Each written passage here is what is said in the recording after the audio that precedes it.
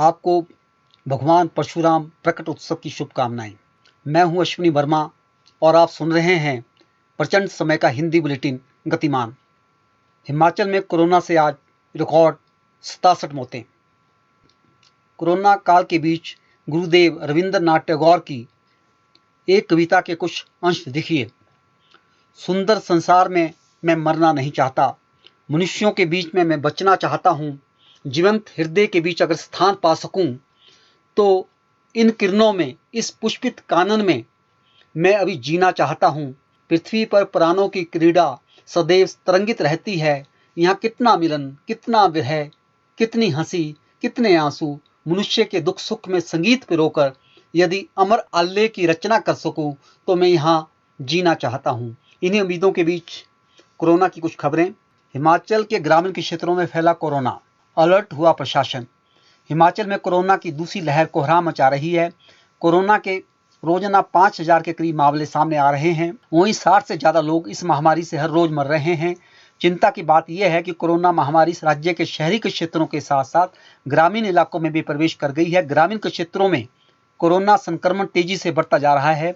डराने वाली बात यह है कि गांवों में मृतकों की संख्या लगातार बढ़ रही है। कोरोना संक्रमितों के आंकड़ों पर नजर डालें तो हाल के दिनों में ग्रामीण इलाकों में बड़ी तादाद में मामले आ रहे हैं, जिस पर शासन अलर्ट हो गया है। कोरोना की रफ्तार को देखते हुए संबंधित जिला प्रशासन ने कई गांवों के मकानों को कंटेनमेंट जोन घोषित किया है।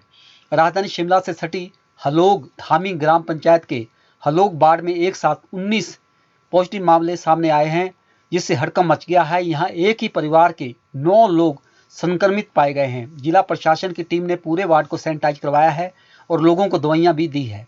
हाल ही में हमीरपुर जिले के नादौन उपमंडल की बल्डू हक पंचायत के कोहाल गांव में हुए विवाह समारोह में दूल्हे समेत 21 लोगों के साथ कोरोना संक्रमित पाए गए थे।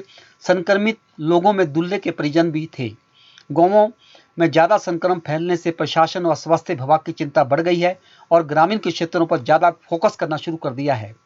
कोरोना महामारी को लेकर हिमाचल में कोरोना कर्फ्यू के साथ सख्त पाबंदियां लागू हैं, लेकिन फिर भी कोरोना के मामलों में कोई कमी नहीं आ रही है। मई महीने में कोरोना संक्रमण की दर 28% बढ़ गई है। राज्य के मुख्यमंत्री श्री जयराम ठाकुर ने ग्रामीण क्षेत्रों में कोरोना संक्रमण फैलने से रोकने के लिए पंचायती राज विभाग के प्रतिनिधियों और अधिकारियों को निर्देश दिए हैं। उन्होंने कहा कि मास्क और शारीरिक दूरी के साथ प्रदेश सरकार की ओर से जारी निर्देशों का सख्ती से पालन किया जाए। उल्लेखनीय है कि प्रदेश की लगभग 90% आबादी गांवों में रहती है। प्रदेश के करीब 72 लाख की आबादी में से 7,80,000 लोग शहरी क्षेत्रों में रहते हैं। कोविड संक्रमित मृतकों के अंतिम संस्कार में उचित प्रोटोकॉल को सुनिश्चित किया जाना चाहिए, ये कहा है मुख्यमंत्री श्री जयराम ठाकुर ने। मुख्यमंत्री श्री जयराम ठाकुर ने आज प्रदेश के उपायुक्तों को कोविड के संक्रमित मृतकों के अंतिम संस्कार को केंद्रीय स्वास्थ्य एवं परिवार कल्याण मंत्रालय द्वारा इस संबंध में जारी दिशा निर्देशों तथा प्रोटोकॉल के अनुसार सुनिश्चित किए जाने के निर्देश दिए, ताकि मृतक के परिवार सदस्यों को कोई असुविधा ना हो। उन्होंने कहा कि इस संबंध में 12 मई को निर्देश जारी किए गए थे। मुख्यमंत्री ने कहा कि संबंधित जिले के उपायुक्त ये सुनिश्चित करें कि कोविड के मरीजों के शोक संतप्त परिजनों को मृतक के अंतिम संस्कार में जिला प्रशासन का पूरा सहयोग मिले। उन्होंने कहा कि शहरी क्षेत्रों में संबंधित नगर आयुक्त, शहरी स्थानीय निकायों के कार्यकारी अधिकारी तथा सचिव नोडल अधिकारी होंगे। इन अधिकारियों को अस्पतालों से समन्वय बनाकर कार्य करना चाहिए तथा मृतक व्यक्ति के अंतिम संस्कार के लिए PP kit, dead body bag, sanitiser आदि संसाधन प्रदान करने चाहिए। जयराम ठाकुर ने कहा कि ग्रामीण क्षेत्रों में इस उद्देश्य की पूर्ति के लिए खंड विकास अधिकारी अपने संबंधित क्षेत्रों में नोडल अधिकारी होंगे। कांगड़ा जिले में 11 कोरोना संक्रमितों का प्रशासन की देखरेख में हुआ अंतिम संस्कार। कांगड़ा जिले में 11 कोरोना संक्रमितों का प्रशासन की देखरेख में हुआ अंतिम संस्कार। कांगड़ा जिले में कोरोना संक्रमितों के निधन पर अंतिम संस्कार प्रशासन की देखरेख में सुनिश्चित किया जा रहा है। इस बाबत उपायुक्त राकेश प्रजापति द्वारा कांगड़ा जिला के सभी उपमंडल अधिकारियों को भी आवश्यक दिशा निर्देश जारी किए गए हैं। शुक्रवार को कांगड़ा जिले में 11 कोरोना संक्रमितों के निधन पर अंतिम संस्कार प्रशासन की देखरेख तथा कोविड प्रोटोकॉल के साथ किया गया। कांग्रेस अध्यक्ष कुलदीप सिंह राठौर ने देश में कोविड वैक्सीन की कमी और तेजी से बढ़ते इसके संक्रमण पर चिंता प्रकट करते हुए कहा कि सरकार ने आज देश में गंभीर संकट खड़ा कर दिया है। देश को आत्मनिर्भर का स्वप्न दिखाने वाले प्रधानमंत्री को वैक्सीन से लेकर ऑक्सीजन व स्वास्थ्य उपकरण विदेशों से मंगवाने पड़ रहे हैं। देश आज चारों तरफ से गंभीर चुनौतियों से गुजर रहा है। भाजपा ने अपनी राजनीतिक महत्वाकांक्षा के चलते देश को बर्बादी के कगार पर ला खड़ा किया है। संभवतः आजादी के बाद देश की ऐसी भयावह स्थिति देखने को मिल रही है जहां नदियों में भी लाशों का अंबार है। कोविशील्ड की पहली डोज के बाद अब 12 से 16 सप्ताह तक इंतजार करना होगा। स्वास्थ्य विभाग के एक प्रवक्ता ने बताया कि केंद्र सरकार से प्राप्त सूचना के अनुसार कोरोना वैक्सीन कोविशील्ड लगाने के लिए पहली और दूसरी डोज में अब 12 से 16 सप्ताह का अंतर होगा। जिन्होंने पहली डोज लगवा ली है वो भी अब 12 से 16 सप्ताह तक अपना इंतजार करें।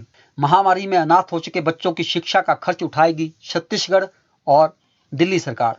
छत्तीसगढ़ सरकार ने घोषणा की है कि सरकार उन बच्चों की शिक्षा का खर्चा उठाएगी जिनके माता पिता की कोरोना संक्रमण के चलते मौत हो गई है। सरकार उन परिवारों के बच्चों की शिक्षा का भी ध्यान रखेगी जिनके परिवार में कमाने वाले सदस्य की कोरोना संक्रमण से जान चली गई है। छत्तीसगढ़ के मुख्यमंत्री कार्यालय ने यह ट्वीट किया है कि छत्तीसगढ़ सरकार उन बच्चों की शिक्षा का खर्च उठाएगी जिन्होंने कोविड के कारण अपने माता पिता को खो दिया है। राज्य की महतारी दुलार योजना के तहत स्कॉलरशिप प्रदान की जाएगी। राज्य सरकार उन बच्चों की शिक्षा का भी ध्यान रखेगी जिनके घर में कमाने वाले सदस्य की कोविड से मौत हो गई। मुख्यमंत्री कार्यालय से यह ट्वीट किया गया है। ऐसे में बच्चों को स्वामी आत्मानंद अंग्रेजी मीडियम स्कूल में प्रवेश के लिए प्राथमिकता दी जाएगी। उनसे कोई फीस भी नहीं ली जाएगी। ऐसा ही दिल्ली के मुख्यमंत्री अरविंद केजरीवाल ने भी कहा है। उन्होंने अपने ट्वीट में कहा, ऐसे कई बच्चे जिनके माता पिता दोनों चल बसे, पढ़ाई और परवरिश का सारा खर्चा दिल्ली सरकार उठाएगी। जिन बुजुर्गों ने अपने घर के युवाओं को खो दिया उनका ख्याल दिल्ली सरकार। अब तक 2 करोड़ से ज़्यादा लोगों ने कोरोना को मात दी है। भारत में कोविड-19 से स्वस्थ होने वालों की संख्या ने रोजाना नए मरीजों के पीछे छोड़ दिया है। इससे अब तक स्वस्थ हुए लोगों की संख्या बढ़कर 2 करोड़ से अधिक हो गई है। केंद्रीय स्वास्थ्य मंत्रालय ने शुक्रवार को ये जानकारी दी। स्वास्थ्य मंत्रालय ने कहा कि पिछले 4 दिनों में यह तीसरा मौका है जब स्वस्थ होने वालों की संख्या कोविड-19 के रोज आ रहे मरीजों से अधिक रही है। भारत में पिछले 24 घंटे में 3,44,776 मरीजों के स्वस्थ होने के साथ ही अब तक कोविड-19 को मात देने वालों की कुल संख्या 2,79,599 से अधिक हो गई है। मंत्रालय ने बताया कि पिछले 4 में से 3 दिन भारत में कोविड-19 से स्वस्थ होने वालों की संख्या रोजाना के नए मरीजों से अधिक रही है। मंत्रालय ने कहा कि पिछले 24 घंटे में स्वस्थ होने वालों में 71.16% मरीज 10 राज्यों से ही है। शुक्रवार को 3,43,000 नए केस। देश में पिछले 24 घंटे में कोविड-19 के 3,43,144 नए मामले आए। मंत्रालय ने बताया कि महाराष्ट्र में सबसे ज़्यादा 42,582 नए मामले आए। इसके बाद केरल में 39,955 और कर्नाटक में 35,297 नए मामले सामने आए हैं। मंत्रालय ने बताया कि देश में अब तक कोविड-19 के लिए 31 करोड़ से अधिक नमूनों की जांच की जा चुकी है और सकल संक्रमण दर थोड़ा बढ़कर 7.72% हो गई है। हालांकि दैनिक संक्रमण दर में थोड़ी गिरावट आई है और ये 20.08% हो गई है। देश में 37 लाख एक्टिव केस। मंत्रालय ने बताया कि भारत में कुल उपचाराधीन मरीजों की संख्या 37,04,893 है, जो देश के कुल मामलों का 15.41% है। मंत्रालय ने बताया कि राष्ट्रीय मृत्यु दर फिलहाल 1.09% है। मंत्रालय ने बताया कि पिछले 24 घंटे में कुल 4,000 लोगों की कोरोना वायरस से मौत हुई है। बॉलीवुड की क्वीन कंगना रनौत का कुछ वक्त पहले ट्विटर अकाउंट सस्पेंड हो गया था, जिसके बाद कंगना इंस्टाग्राम पर ज़्यादा एक्टिव हो गई। कंगना ने एक वीडियो शेयर किया है जिसमें पहले उन्होंने सभी त्योहारों की बधाई दी है और फिर उसके बाद देश के मौजूदा हालत पर अपनी राय रखी है। कंगना ने अपने वीडियो के कैप्शन में लिखा, वेक अप इंडिया, अच्छे वक्त में संयम नहीं खोना चाहिए। कंगना ने वीडियो की शुरुआत करते हुए कहा, नमस्ते दोस्तों, आज बहुत सारे त्योहार हैं, ईद मुबारक, अक्षय तृतीया और परशुराम जयंती की शुभकामनाएं। दुनिया इस समय कई परेशानियों से जूझ रही है, चाहे वह कोरोना हो या 2 देशों के बीच में लड़ाई हो। मुझे लगता है कि अच्छे वक्त में संयम रखना चाहिए, खोना नहीं चाहिए और बुरे वक्त में हिम्मत नहीं हारनी चाहिए। कोरोना संक्रमित मीडिया कर्मियों तक दवाइयों की किट पहुंचाएगा शिमला प्रेस क्लब। कोरोना महामारी के इन कठिन दिनों में मीडिया कर्मी जान जोखिम में डालकर अपनी जिम्मेदारी का निर्वहन कर रहे हैं। शिमला प्रेस क्लब कोरोना से संक्रमित होने वाले मीडिया कर्मियों की मदद को आगे आया है। प्रेस क्लब कोरोना से जूझ रहे पत्रकारों व मीडिया कर्मियों को आवश्यक दवाइयों की किट उपलब्ध करवाएगा। प्रेस क्लब के अध्यक्ष अनिल हैडली और कोषाध्यक्ष उज्जवल शर्मा ने शुक्रवार को बताया कि प्रेस क्लब के पदाधिकारी अपनी तरफ से दवाइयों की किट तैयार करेंगे, जिसे मीडिया के उन साथियों तक पहुंचाया जाएगा जो कोरोना संक्रमित होने के बाद होम आइसोलेशन में हैं। उन्होंने कहा कि कोरोना संक्रमित पत्रकारों व मीडिया कर्मियों के आग्रह पर निःशुल्क भोजन की भी उनके घर द्वार पर व्यवस्था की जाएगी। अखिल भारतीय कांग्रेस कार्यसमिति के सदस्य प्रदेश मामलों के प्रभारी राजीव शुक्ला ने हिमाचल प्रदेश कोविड राहत कार्यों के प्रभारी पूर्व मंत्री जीएस बाली के आग्रह पर प्रदेश में जिला स्तरीय राहत समितियों का गठन कर दिया है। कांग्रेस महासचिव रजनीश कीमटा ने शुक्रवार को बताया कि जिला कांगड़ा में पूर्व मंत्री चौधरी चंद्र कुमार, पूर्व विधायक अजय महाजन, संजय रतन के साथ विधायक आशीष बुटेल पार्टी के कोरोना राहत कार्यों को देखेंगे। उन्होंने कहा कि चंबा में पूर्व विधायक कुलदीप पठानिया और नीरज नैयर, मंडी में पूर्व मंत्री प्रकाश चौधरी व आश्रय शर्मा, कुल्लू में विधायक सुंदर सिंह ठाकुर व भुवनेश्वर गौड़, ऊना में पूर्व मंत्री कुलदीप कुमार व विधायक सतपाल सिंह रायजादा, हमीरपुर में विधायक इंद्रदत्त लखनपाल, राजेंद्र राणा, पूर्व विधायक अनीता वर्मा, बिलासपुर में विधायक रामलाल ठाकुर व राजेश धर्मानी, शिमला में विधायक अनिरुद्ध सिंह, मोहनलाल ब्राक्टा, लखविंदर सिंह राणा, राम कुमार, सिरमौर में विधायक हर्षवर्धन सिंह चौहान, विनय कुमार, किन्नौर में विधायक जगत सिंह नेगी व लाहौल स्पीति में पूर्व विधायक रवि ठाकुर कोविड राहत कार्यों को देखेंगे। इसके अतिरिक्त कांग्रेस पार्टी के सभी जिला अध्यक्ष, युवा कांग्रेस व NSUI के जिला प्रमुखों के साथ साथ अग्रणी संगठनों के सभी प्रमुख इन राहत कार्यों में सहयोग करते हुए अपनी रिपोर्ट राहत कार्यों के प्रभारी GS बाली को दैनिक आधार पर देंगे।